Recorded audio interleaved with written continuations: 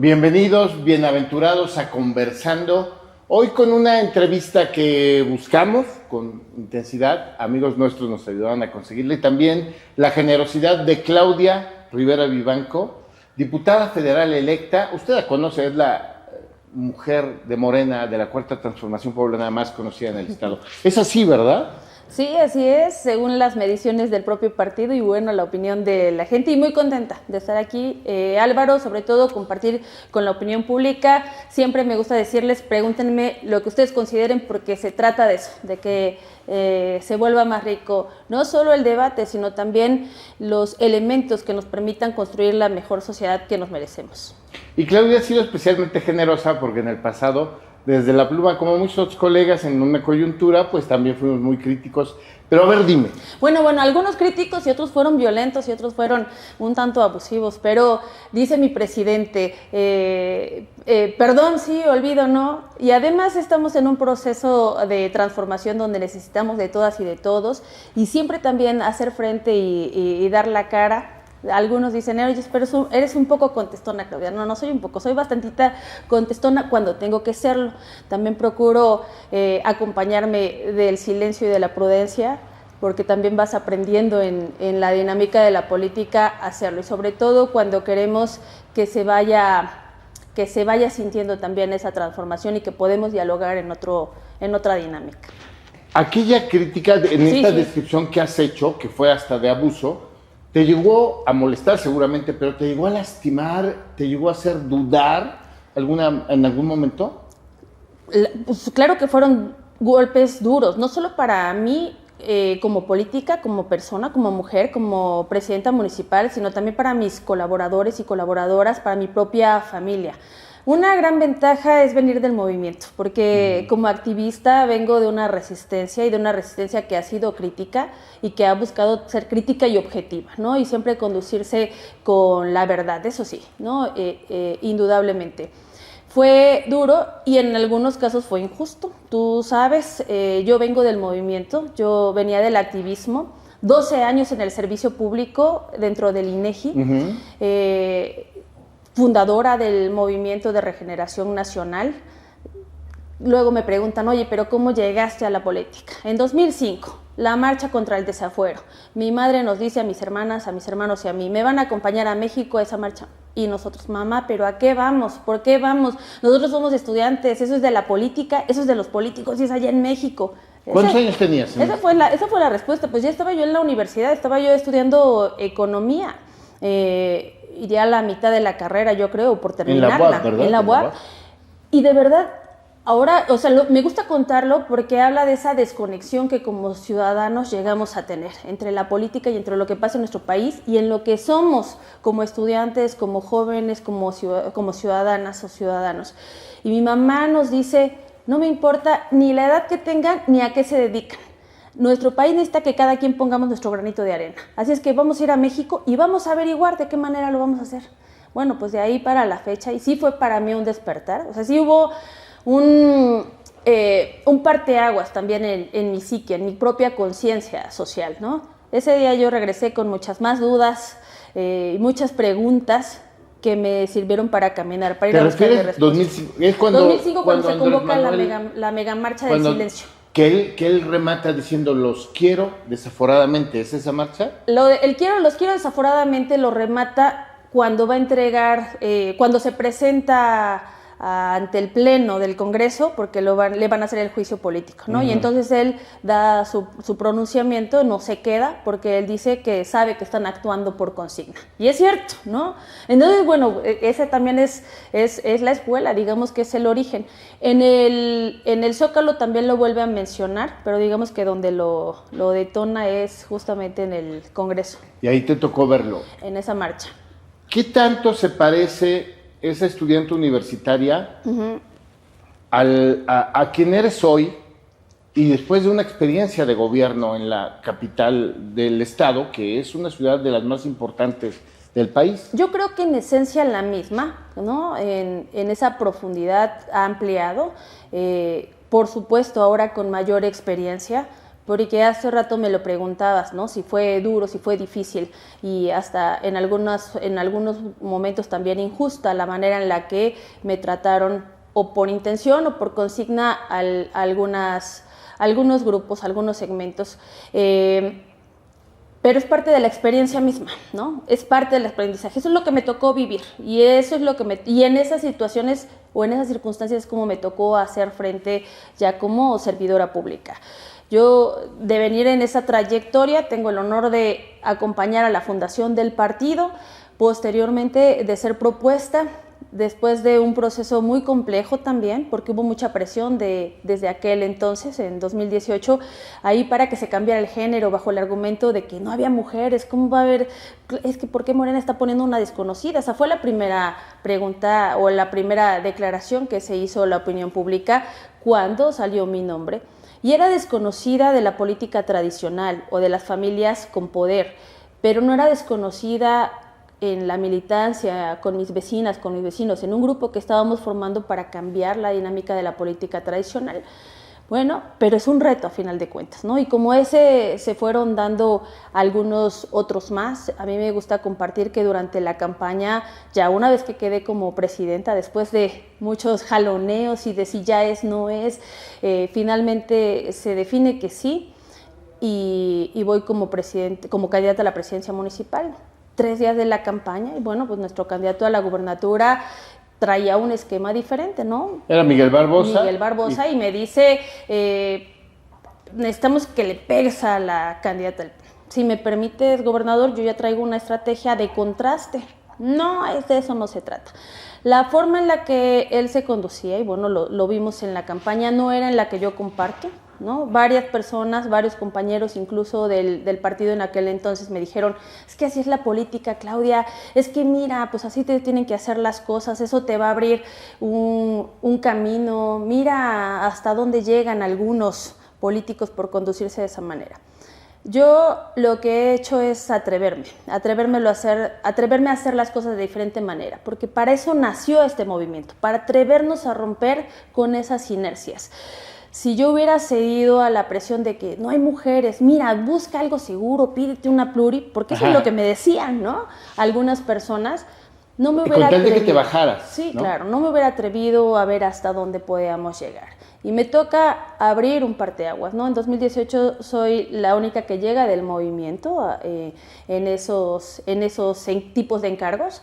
Y bueno, pues es una experiencia también compleja, ¿no? Porque aunque trajera yo conocimientos, aunque tenía para ese entonces ya mi posgrado, maestría en desarrollo regional sustentable, la realidad supera cualquier teoría y sobre todo algunos elementos que eran desconocidos también para mí, ¿no? Los tuve que ir aprendiendo sobre la marcha. Si me preguntas si hubo aciertos durante mi administración, sí los hubo. Si hubo errores, también los hubo. El error y el acierto te ayudan. ¿Qué hubieras hecho distinto? Así, ¿hay algo que dices, esto sí hubiera sido distinto? Sí, por supuesto. De entrada, yo lo he comentado, ¿no? Callarme menos. Eso es lo que hubiera hecho distinto de inicio, ¿no? Callarme menos porque al inicio quería ser como mucho más prudente, quizás de lo que tenía que haber sido. Y ¿Tenías que haber sido más dura? Probablemente mucho más clara. Mucho más clara en lo que estaba pasando, en los diagnósticos, en lo que estaba encontrando y también las presiones que estaba yo enfrentando, porque había de todo tipo, no solo sociales, no solo la problemática del día a día en una ciudad de casi 2 millones de habitantes como es la ciudad de Puebla, sino también aquellas presiones de grupos políticos, de intereses fácticos. Tú tomaste la y ciudad, yo no lo decía, ¿no? Claro, tomaste la ciudad que dejó el morenovallismo.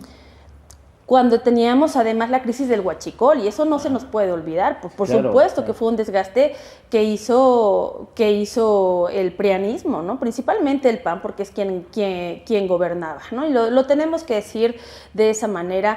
Veníamos con un esquema también donde el PAN había privatizado el agua, donde se habían disparado los índices de inseguridad en el Estado, ¿no? Estábamos estigmatizados como un estado huachicolero y la capital no estaba exenta de toda esa inercia, ¿no? Una ciudad que llevaba años, más de 20 años endeudada, ¿no? Con unas finanzas públicas que no estaban sanas. Y bueno, pues eso había que enfrentar.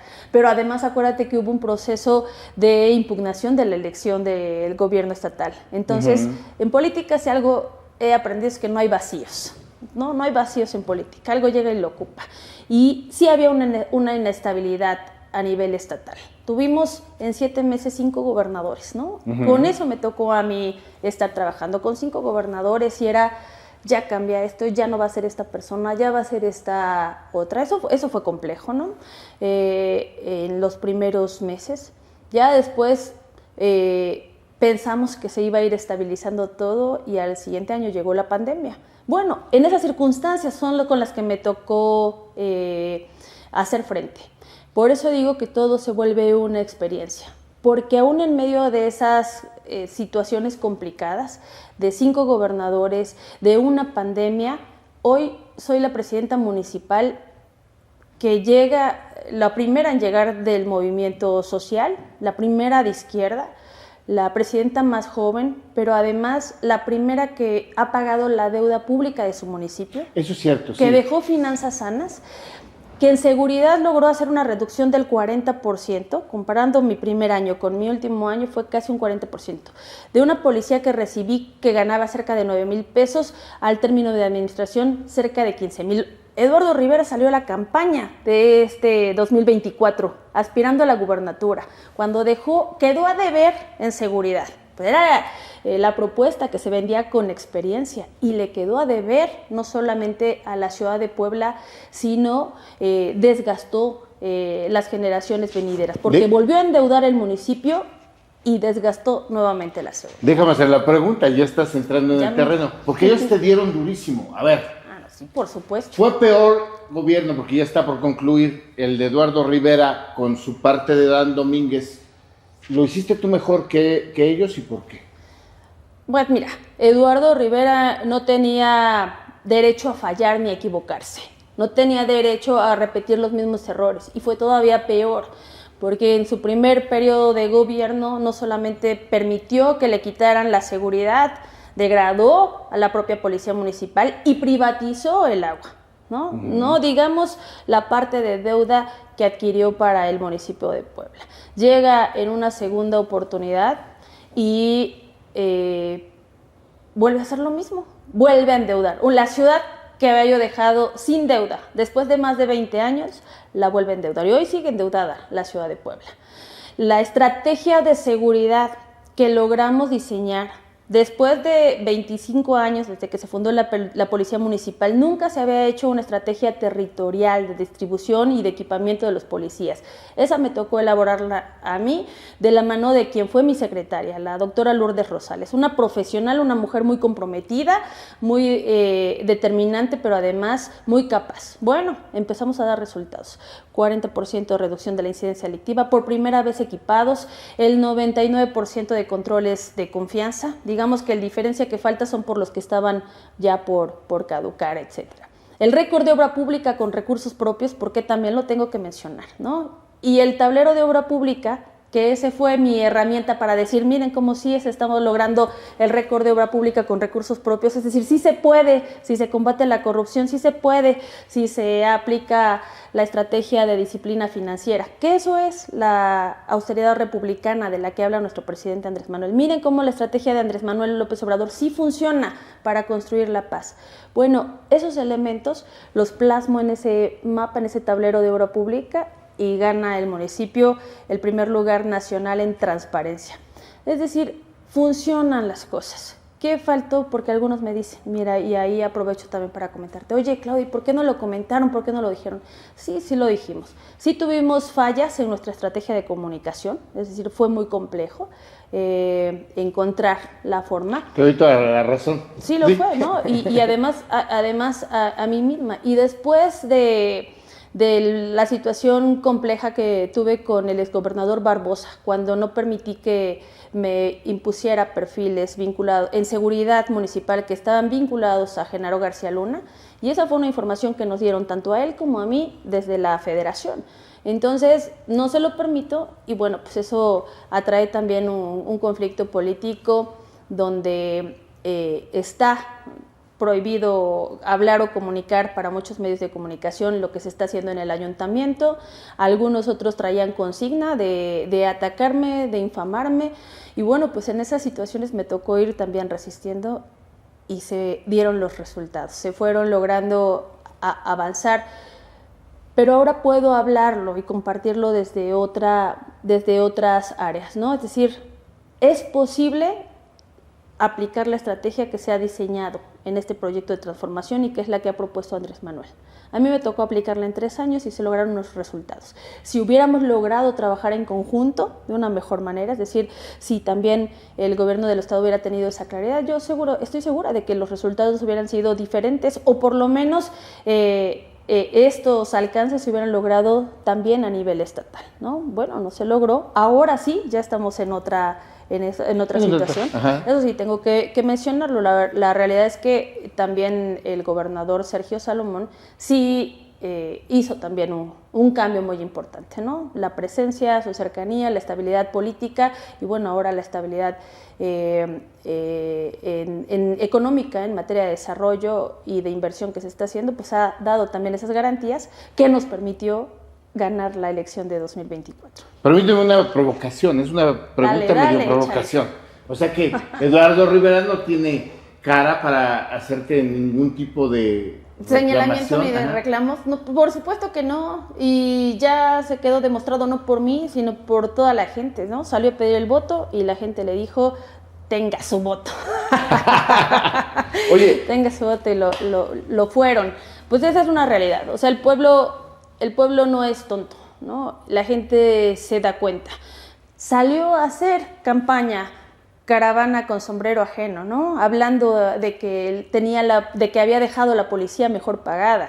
Y es cierto, Puebla capital tiene la policía mejor pagada, pero no lo hizo él, no lo hizo su administración, no lo hizo el PAN, lo hizo Morena, lo hice yo cuando fui presidenta municipal, ¿no? Entonces, bueno, pues ese tipo de prácticas la gente yo creo que se fue dando cuenta y bueno, pues tuvo un costo sus mentiras y tiene un costo la crisis que generó en el municipio de Puebla. ¿Crees tú que en el balance histórico, que seguramente lo habrá en el mediano y luego en el largo plazo, cuando dentro de muchos años algunos ya no estemos, tú eres mucho más joven que yo, pero crees que la historia te va a ponderar distinto como alcaldesa?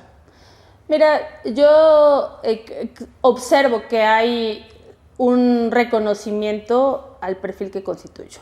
Nadie me va a poder negar jamás que vengo de ese movimiento y que fui parteagua en la fundación de este proceso de transformación. Me toca apoyar ahora e impulsar a la primera mujer presidenta de nuestro país. Es decir, en la historia ya estoy. Y estos antecedentes de los resultados, de haber demostrado que sí se puede, aún en medio de crisis, sanear las finanzas, combatir la corrupción, dejar sin deuda, hacer lo que nos toca y que los gobiernos municipales verdaderamente tienen un poder detonador de desarrollo de abajo hacia arriba, yo creo que eso es indiscutible. Me tocó impulsar el primer gabinete paritario. Eso va a quedar en la historia también, ¿no? Cuando alguien empieza a investigar, oye, ahora somos más mujeres, pero ¿desde qué año empezó a ver? Bueno, pues sabrán que fue en 2018, me toca iniciarlo a mí en octubre, el 15 de octubre de 2018. Nuestro presidente Andrés Manuel impulsará también el primer gabinete paritario a nivel nacional. Y es un detonante para que hoy tengamos una presidenta, es un detonante para que hayamos tenido ya 2 secretarias de gobernación, ¿no? A nivel nacional, secretarias de seguridad ciudadana. Entonces, yo creo que no solo Claudia Rivera Vivanco, sino muchas y muchos estaremos en esa historia. Hay muchos mitos alrededor tuyo. Déjame ir a algunos. A ver, comenzamos Yo te digo si sí son mitos o son realidades. O son las netas. A ver, alguien me decía alguna vez, cita mucho a Joaquín Sabina, que a mí me encanta Joaquín Sabina, ¿no? Sí, porque tiene frases además contundentes, pero que como que es un ejercicio cotidiano. cuando hablas con tus colaboradores, cuando haces... no recuerdo una cita en un discurso público, pero sí en corto con tus colaboradores, ¿es cierto? Sí, sí me gusta mucho. Hay una canción que se llama Por el Boulevard de los Sueños Rotos. A mí me gusta, le agrego una palabra, le cambio solamente una palabra. Cuando dice morena ardiente de lengua libre, ajá, gata valiente con piel de tigre, con voz de canto en luna llena, ¿no? Esa frase me gusta muchísimo. Y que habla de Chabela Vargas, pero que queda para mujeres aguerridas, por y supuesto. Habla eso, ¿no? Habla justamente de eso. Esa es una de las que me gustan. Hay una de mis favoritas que es Y Sin Embargo, ¿no? Sí. Bueno, pero sí me gusta. Sí, no pero, es mito. Pero sí lo citas políticamente y demás. Políticamente no tanto, ¿no? Políticamente cito más a mujeres, ¿no? Me gusta contar la historia de Leona Vicario. Leona Vicario fue reconocida Madre de la Patria 200 años después. Nunca fue reconocida como Madre de la Patria. La primera vez que es mencionada en una arenga, en un 15 de septiembre, la hace Andrés Manuel. Entonces, nunca había ocurrido. Y Leona Vicario era una mujer que le entró a la independencia, que traía su dinero, que traía su riqueza, su talento, y dice, órale, yo le entro.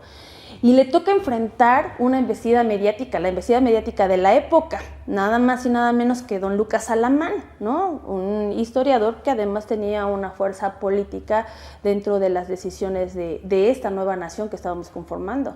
Y la empieza a tildar de una de las mujeres más que se metió a la independencia a seguir a su amante, ¿no? Entre algunas otras de las cosas, ¿no? Y ¿por qué quiere ir a cobrar? Porque se hace una indemnización para regresarles un poco a algunos de los que invirtieron para la independencia. Ella dice que lo que le están ofreciendo, por supuesto, es simbólico, no se compara con lo que ella entregó, porque entregó haciendas, entregó joyas, entregó propiedades, etcétera, y dice y decide no quedarse callada. Me gusta mencionarlo porque muchos de sus colaboradores a Leona Vicario le dicen, ya Leona, ya ni digas, mejor ya cállate, mira, te tiran, te calladita golpean. Te ves más bonita, es el dicho, Te ¿no? golpean, tiro por viaje, cada que sales te vuelven a pegar y te vuelve a publicar. Y ella sale a una plaza pública, hace su manifiesto y dice que no está dispuesta a guardar silencio, porque no va a permitir que su memoria pase a sus descendientes como una que se enamoró y se fue siguiendo a su amante. Que sí se enamoró, pero se enamoró de la libertad, de la idea de tener un México libre y soberano, ¿no? Esta idea del México que estamos construyendo. Y firma, me llamo Leona y quiero vivir libre como una fiera.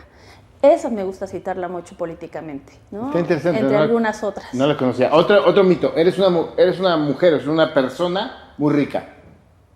Pues soy muy rica en el amor que me tiene mi familia, por supuesto. Soy muy rica en las experiencias que me gusta vivir, ¿no? Me gusta aprender. Soy una seguidora del conocimiento. A veces esos conocimientos te llevan también a unos trancazos muy duros, pero de eso es también el conocimiento. Rica en ese sentido, sí, por supuesto. ¿Y de pesos y cheques y demás, esas cosas? No, pues por supuesto que no.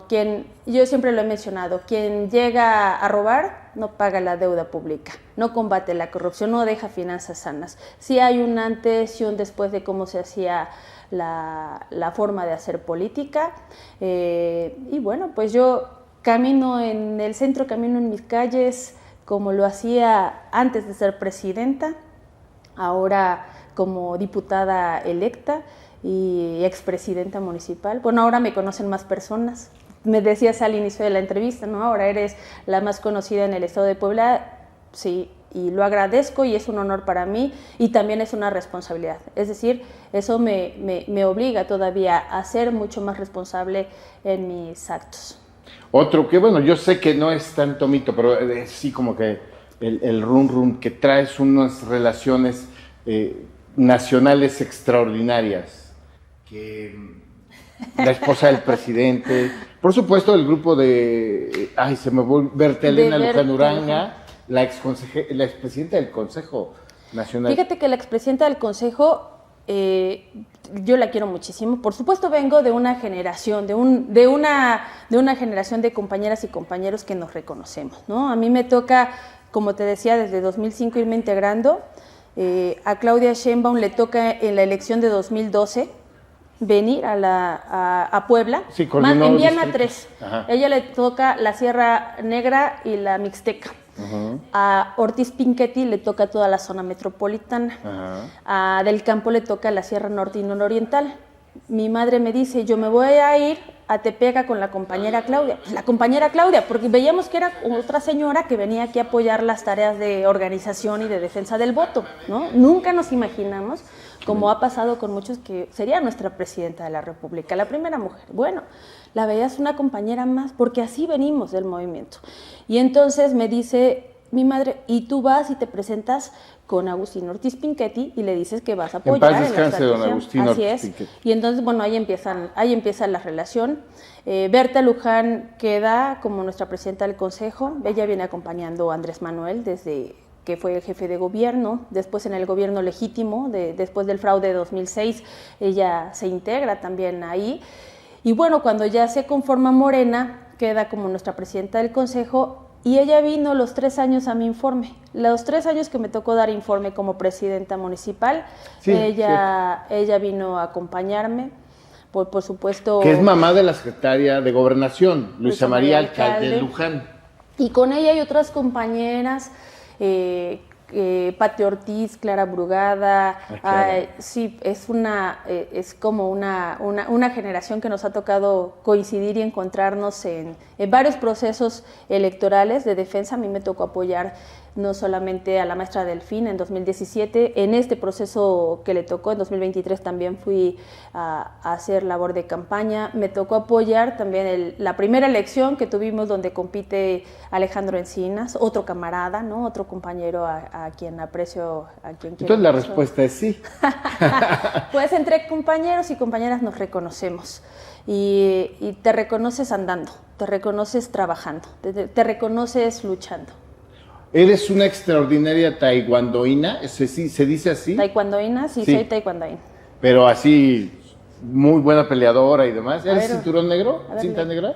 A ver, hacemos un entrenamiento. No, soy cinta negra, sí. Aspirante tercer dan. Entonces sí eres extraordinaria. Tuve una etapa de mi vida, fui profesora de taekwondo. También soy futbolista. Ese sí lo hemos visto, ¿no? El taekwondo, ese sí fue un deporte que yo tuve la oportunidad de elegir cuando era niña, ¿no? En unas vacaciones de verano, porque cada que eran vacaciones de verano mis papás tenían que ver a qué nos metían a hacer, porque ¿cuántos hermanos son? Recuérdame. 6, sí, claro. Y yo soy la mayor de los 6. Se acabaron las clases y eso era... A ver a qué nos metemos, ¿no? Y de ahí, bueno, pues ya una ocasión hubo clases de taekwondo que dieron ahí en la colonia de una de mis primas. Entonces nos invitó, fuimos. Me gustó y ahí lo convencí para que nos pudiéramos quedar un rato más, hizo el esfuerzo y bueno, pues ya empecé a entrenar y de ahí me quedé mucho tiempo. El fútbol fue por obligación. ¿Por qué por obligación? Porque a mi papá le gustaba mucho el fútbol y entonces nos obligaba a jugar fútbol, bueno, a aprenderlo. Nos enseñaba todos los deportes y después quiso dirigir fútbol femenil. Cuando llega el fútbol femenil se hace la liga angelopolitana. Mi mamá empieza a jugar fútbol y mi papá decide ahora ser director técnico de fútbol femenil y órale, Claudia, tienes que jugarle, ¿no? Entonces, bueno, aprendí. Y el taekwondo y el fútbol me dieron herramientas que después me permitieron ser seleccionada nacional de balonmano como portera. Si lo buscaba, no lo buscaba. Pero he aprendido que la vida a veces nos va dotando de herramientas, nos va permitiendo ciertas experiencias que después llega y te dice, asume una responsabilidad mayor. Las artes marciales es mucha disciplina. Bueno, tercer dan, o sea, ¿pero qué escuela eres? ¿Más del Mudo Kwan? Ya ves que hay como que... Se llama Mudo Chonsin en la escuela en la que yo crecí y después en la universidad estuve entrenando con el maestro Eduardo Martínez, que de Dang Sudo era de Mudo Kwan, después Dang Sudo. Dang Sudo, la que hace Chuck Norris. Dang Sudo, ¿no? ¿Sí es? ¿No es? No lo sé, pero bueno, ese era mi maestro. Bueno, esos fueron mis maestros y mis escuelas. Para ir aterrizando ya, y te agradezco mucho que estés aquí con nosotros.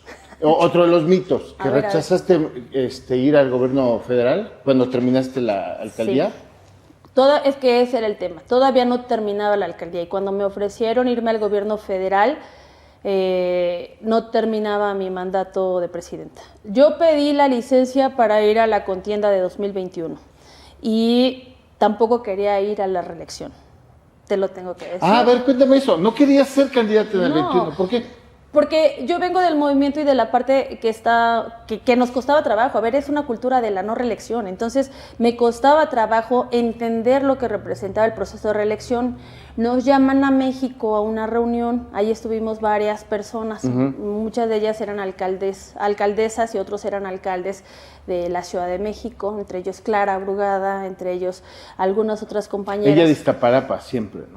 Y estábamos muchos con esa misma dinámica, ¿no? ¿Cómo vamos a ir a la reelección? Y nos dicen, este es un proceso en el que tienen que intentarlo. O sea, el ejemplo que nos pusieron para que lo pudiéramos asimilar era lo que estábamos buscando con la revocación del mandato. La revocación del mandato es que aunque tengas tu periodo, tú tengas que salir a dar la cara y dar cuentas. Y que la gente evalúe y diga si quiere que continúes o no. Entonces, que lo viéramos como ese ejercicio. Bueno, cuando lo entiendes de esa manera, y sobre todo que fue una estrategia para que los gobiernos locales, que son los que duran menos, pudieran durar por lo menos el mismo periodo, para que puedan homologarse los planes de trabajo estatales y federales, lo ves óptimo, ¿no? Pero fue complicado, no era tampoco algo que estuviera buscando. Al final el partido decidió que era el perfil más competitivo para irlo a hacer y bueno, pues salí a la cancha. Conocemos el proceso de lo que me tocó vivir. Por supuesto que el ejercicio de gobierno tiene un desgaste, una parte que fue parte del desgaste del ejercicio de gobierno y otra la parte de consigna y de acuerdos que se hicieron en política, ¿no? Cuando me dicen, oye, ¿te jugaron las contras? Sí, pero no a Claudia, no jugaron las contras hacia Claudia Rivera, sino fue contra Morena y fueron unos otros tipos de intereses, ¿no?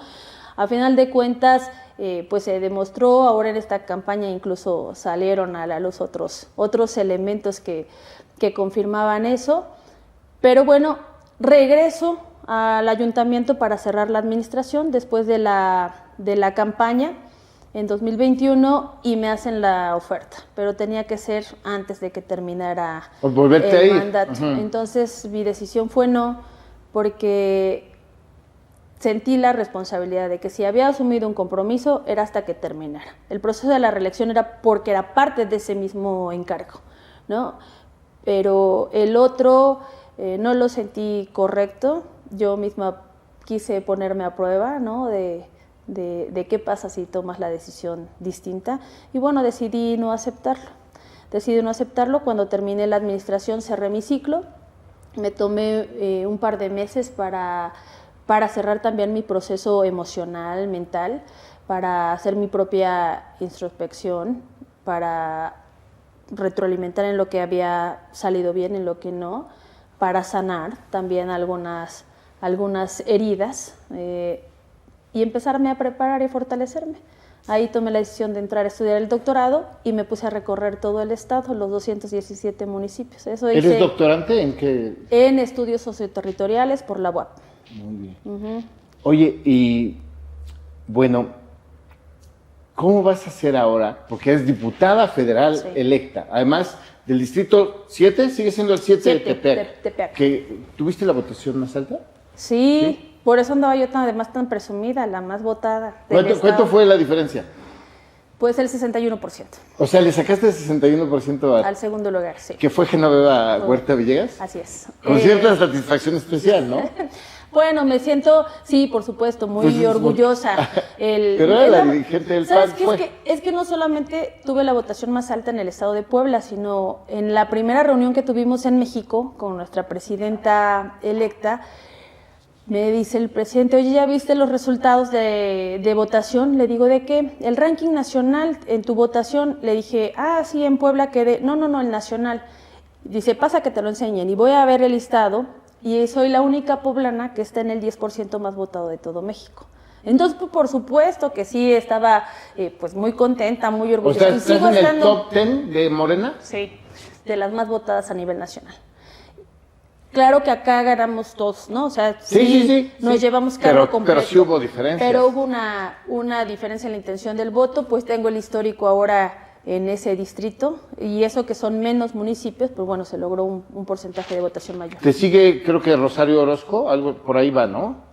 No recuerdo quién están, hay variaciones también por el tamaño, por el tamaño poblacional, pero bueno, sí hay una diferencia. Permíteme una pregunta morbosa.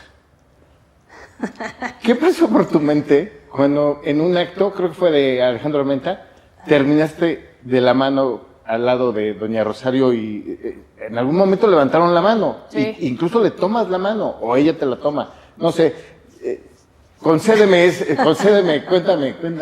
No pasó nada por mi cabeza, o sea, estamos en el proceso. A ver, ¿qué sí tengo? Que cuando yo me comprometo y asumo una responsabilidad, le doy con todo, la hago al 101%. Y estábamos en el compromiso de hacer una estrategia de sinergia, de unidad, de integración, ¿no? De ganar carro completo, y lo teníamos que hacer. Entonces estamos en el evento de cierre de campaña con Alejandro Armenta, justamente el último foro que se hizo en San José, Chiapas.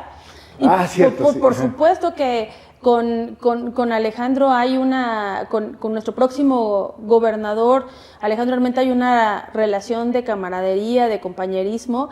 Y bueno, la intención que él estaba buscando y que ha estado buscando es el de hacer esta sinergia, ¿no? El de lograr hacer esta unidad. Así es que no pasó más por mi cabeza. Estamos en el momento, somos los que estamos, somos los que tenemos, y ya se decidió que vamos a salir a rifárnosla, así es que tenemos que ir juntos, ¿no? Tampoco eso significa que puedes, o que hay un cariño de más o un cariño de menos, ¿no?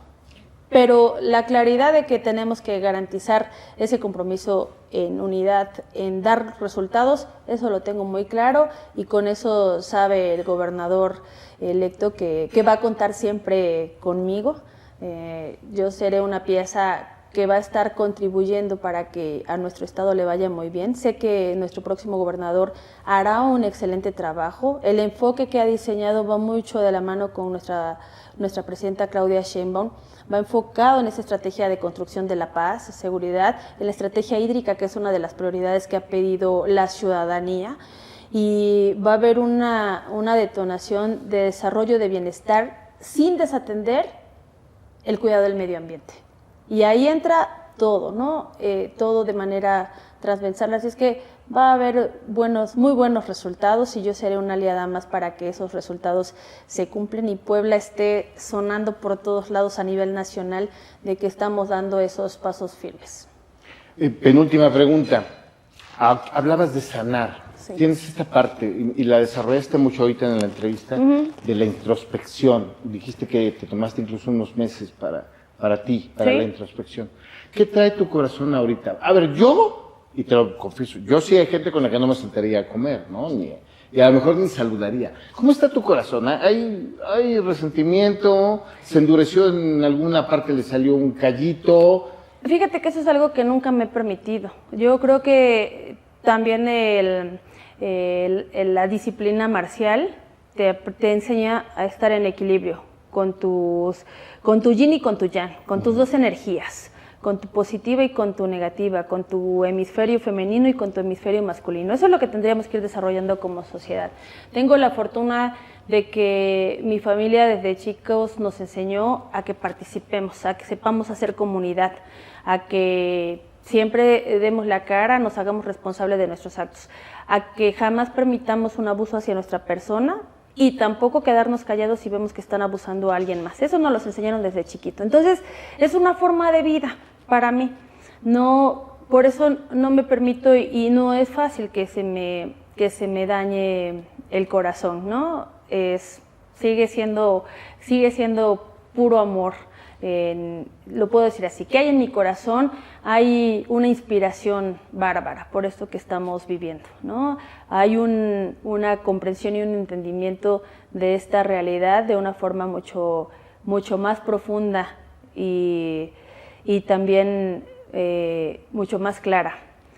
Hay también un proceso de maduración en mi entendimiento, ¿no? En mi capacidad de dialogar y de resolver. Eso también ha pasado. Es decir, si hay una maduración, y también hay personas con las que jamás me sentaría, ¿no? Sobre todo algunos grupos, algunos personajes a los que me tocó incluso enfrentar por la vía jurídica, ¿no? Claro. Algunos que tuve que presentar las denuncias de violencia política de género y que además logré ganarlas, ¿no? Después de casi 2 años. Entonces, sí tengo que ser muy clara, sobre todo porque hice compromiso también con algunos otros medios de comunicación que tengo que reconocerles, nunca se dieron a malas conductas, ¿no? Aunque se veía inequitativo por ratos su posibilidad quizás de crecimiento. Entonces les reconozco porque ellos decían, es que no hay que solapar ese tipo de conductas, no hay que, por favor, si usted sigue en la política, no solape.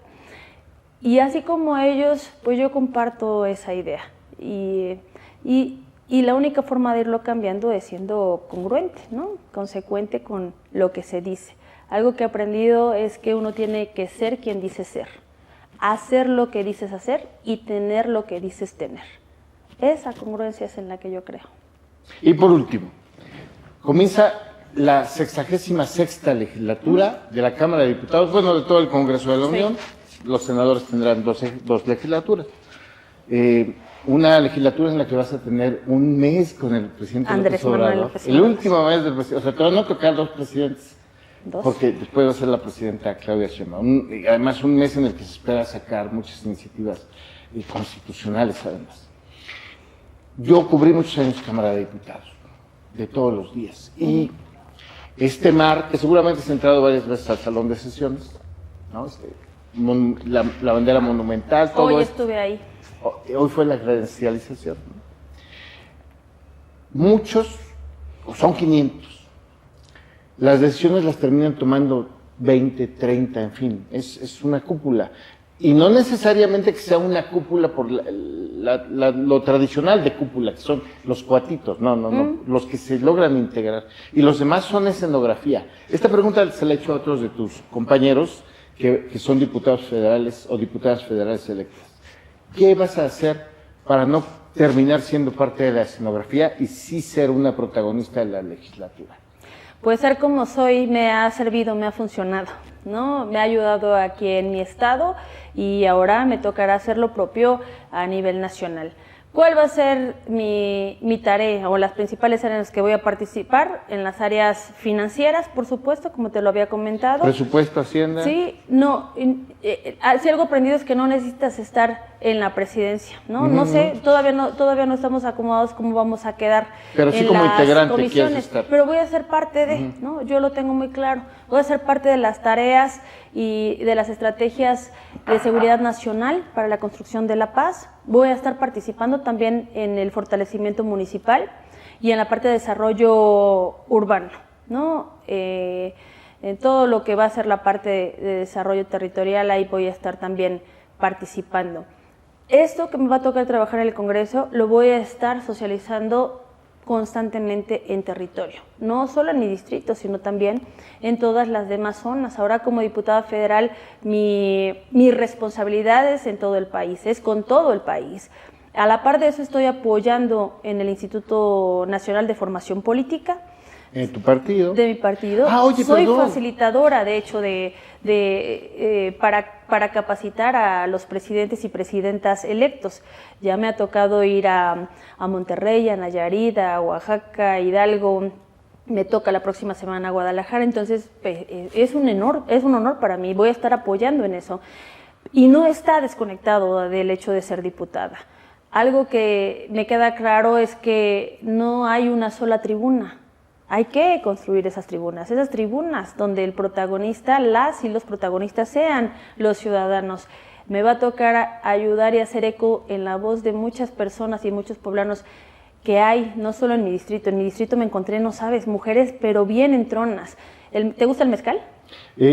Ya hace mucho tiempo que no bebo. No, pero bueno, seguro que a muchas pero y seguro muchos sí les va me a gustar. gustaba. Y Puebla ahora tiene denominación Sí, de claro. origen. Bueno, hay maestros mezcaleros y hay maestras mezcaleras. Y en el distrito 7 que me toca, inicia la ruta del mezcal en Cicatlacoyan, desde Tecali de Herrera hacia Cicatlacoyan, que ahí es donde empieza la Mixteca. No todos sabían que allí iniciaba la Mixteca. Bueno, pues ahí. Sí, todo el mundo piensa que es azúcar, ¿no? Ajá. Hay muchísimo que dar a conocer de la grandeza que tiene nuestro estado y también me voy a encargar de hacer visibles y de poder compartir esa voz y esa tribuna en las que vamos a ir construyendo, en las tribunas que vamos a ir construyendo, para que sean reconocidas, escuchadas y escuchados muchos poblanos y poblanas que están ahí trabajando en su territorio. Ya iba a terminar, pero no te puedo dejar ir sin preguntarte si vas a buscar la dirigencia del Comité Ejecutivo Estatal de Morena. Pues ya veremos qué es lo que decide el partido. Ya viene la renovación a nivel nacional, por supuesto, va a ser el próximo mes. Se va a convocar a asamblea nacional para revisar los estatutos. Esa fue una recomendación, una sugerencia que hizo la presidenta Claudia Sheinbaum. El presidente del partido, Mario Delgado, con quien también llevo una muy buena relación y he trabajado muy de la mano y voy a seguir trabajando ahora desde las trincheras que nos toquen, hizo saber ya que efectivamente se toma la propuesta y se va a convocar a asamblea el próximo mes para llevar a cabo el proceso de renovación del partido, del que va a ser la dirigencia, y posteriormente se definirá, bueno, después de esa asamblea o en esa... Entre octubre y noviembre tiene que haber aquí el cambio a nivel nacional. Y de ahí se va a definir la estrategia de cómo va a ser la renovación en los estados. Y yo he sido muy clara. Yo no aspiro ni estoy buscando chamba. Yo donde sea de utilidad. Yo, ¿dónde me veo? Me decías hace rato, me preguntabas, Claudia, ¿dónde te ves? Yo me veo siendo de utilidad para mi país. Yo me veo sirviendo a mi patria. Donde me pongan, donde ayude, donde contribuya. Si es en la dirigencia del partido, para mí va a ser un honor. Si es como diputada, ahí lo voy a estar haciendo. Yo estoy enfocada en ese resultado, porque también he aprendido que trabajo mata grilla.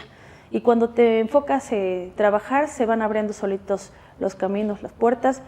Morena es el partido en el poder, pero también sigue siendo el movimiento social más grande de América Latina. Por lo tanto, tiene esa responsabilidad de seguir consolidándose y de hacerlo bien.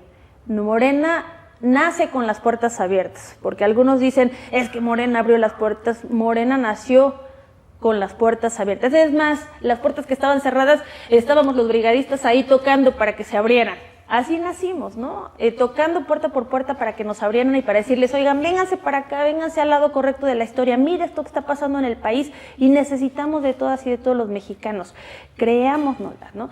Y bueno, eso es lo que hoy es Morena, esa pluralidad con causa, con profundidad, con principios, con unos estatutos que buscan que por el bien de todos, primero los pobres, y no es solo una frase o no es un eslogan, es un sentido profundo. Lo mismo que no mentir y no robar y no traicionar, no es un eslogan de Morena ni de los políticos. Cualquier mexicano y mexicana debe saber que un buen mexicano, una buena mexicana, no roba, no miente y jamás traiciona. Eso es el principio de transformación que estamos haciendo. ¿Ves qué bonito? Porque no es de Morena, es de cualquier mexicano y de mexicana. Entonces, estoy lista para las tareas que me toque desempeñar y a donde no solo el partido, sino el pueblo de Puebla decida que sirva. Entonces, pensando en una cabeza, si ponemos Claudia Rivera Vivanco, 2 puntos, sí quiero y sí puedo, la dirigencia Morena, no me equivoco con esa cabeza. No, no te equivocas, estaría y sería para mí un honor. Hay que esperar los tiempos, ¿no? Hay que ver cómo van a venir las propuestas de convocatoria, ¿no? Lo que acuerda el Consejo. De entrada ya sabemos que a nivel nacional vamos a tener presidenta del partido, ¿no? Yo lo he escrito. Y es una compañera sí. Luisa María Alcalde va a ser la presidenta del Comité Ejecutivo Nacional. Ahí la duda es quién será el secretario general. Bueno, ya veremos, ¿verdad? ¿Qué pronóstico haces? Pues, mira, hay que esperar a ver cómo los van a estar haciendo, pero hay varios compañeros y compañeras que están queriendo levantar la mano, ¿no? Está el propio compañero Alfonso Cuellar, ¿no? Alfonso Ramírez Cuellar, que ha levantado claro. también Buen cuadro, la mano. Que trabajó mucho en Puebla también, ¿no? Sí, y él fue presidente del partido a nivel interino, nacional, algo interino. así, ¿no?